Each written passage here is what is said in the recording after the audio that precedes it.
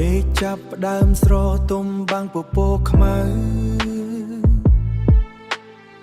សំលេងតំណក់ទឹកភ្លៀងប៉ះនឹងដំបូលសាំងសី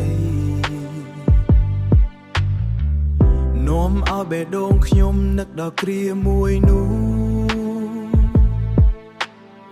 ព្រោះតែរងាខ្លាំងពេកទើបយើងអោបគ្នា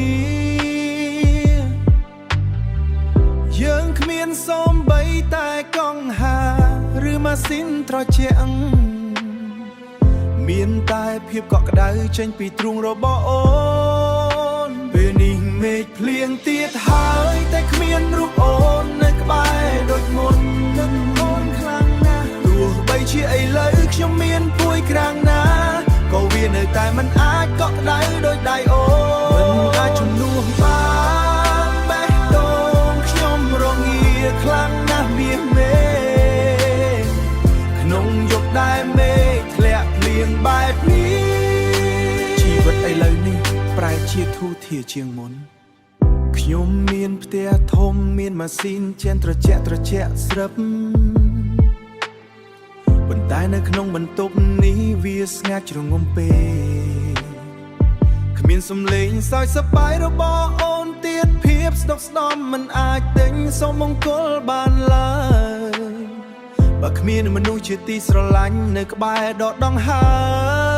មពេលនេះមេឃភ្លៀងទៀតហើយតែគ្មានរូបអូននៅក្បែរដូចមុនអូននៅអាណាទោះបីជាឥឡូវខ្ញុំមានពួយក្រាំងណា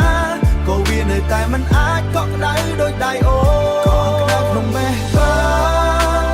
ដូងខ្ញុំរងាខ្លាំងណាស់មាសមេក្នុងយប់ដែលមេឃធ្លាក់ភ្លៀងបែបនេះអូនដឹងទេបងតែងតែបួងសួងឲ្យអូនបងសង្ឃឹមថាអ្នកដែលនៅក្បែរម្ចាស់ជីវិតបងអូមេឃភ្លៀងហើយពេលនេះមេឃភ្លៀងហើយពេលនេះមេឃភ្លៀងទៀតហើយតែគ្មានរូបអូននៅក្បែរដូចមុនទោះបីជាឥឡូវខ្ញុំមានពួយក្រាំងណាក៏វានៅតែមិនអាចកក់ក្ដៅដូចដៃអូ